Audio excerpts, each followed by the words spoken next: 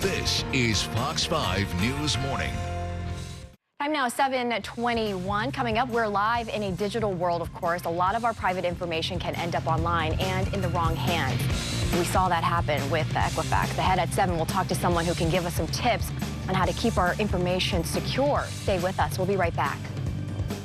Welcome back. Let's face it, right now we are living in a digital world. Having all of our personal information right at our fingertips can be great, but it can also leave us vulnerable to thieves and hackers. But luckily in this age of apps, there are plenty of ways to protect ourselves with just the touch of a screen. And here to show us how and give us some security apps is the founder of LegacyShield's, Michael Babikian. Good morning to you. Good morning. Thanks so much for joining us. And, you know, I think right now more than ever, security breach is on the minds of a lot of Americans because we just had the recent Equifax where thousands of people's personal information were compromised.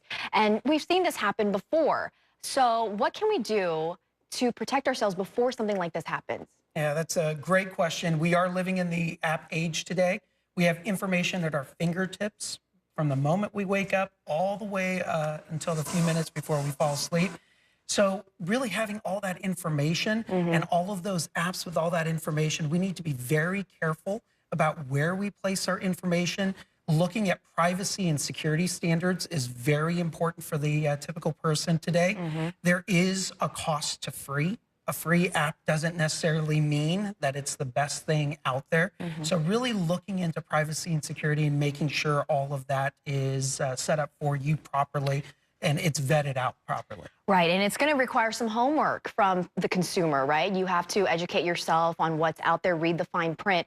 What actual apps can we use to protect our information? Because a lot of people are using their phone as their wallet. You know, you've got the payment system. I know I have a lot of my gift cards stored on there as well, and my credit card information. So what can we do to protect ourselves? Yeah, absolutely. Obviously, we create a system and a solution working with advisors to make sure all of your information and all the different apps are secure and that you have it organized. That's what we do at LegacyShield, making sure all of your information is organized and that you can share it with the right people at the right time, which is absolutely essential these days. With you working with people, what are some of the common mistakes, some of the big things that you see consumers doing that they shouldn't be doing? One of the things that they shouldn't be doing is that they shouldn't necessarily just go it alone. They should be working with advisors, making sure they organize all of their information. Today, one of the things that we have is we're transitioning from an analog world, paper, to a digital world, and we need to make sure that all of that gets organized today.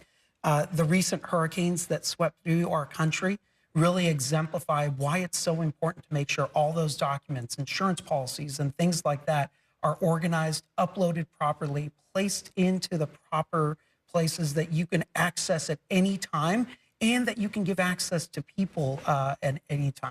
Okay, so for those who may not have access to advisors right away, are there just simple basic things, just some easy 1, 2, 3 steps that we can do for ourselves? Absolutely. Take an inventory of all the information that you have, all the different apps that you have, and the different credentials that you have to log into those. Take an inventory and then make sure that you put something in place where people can get access to that information.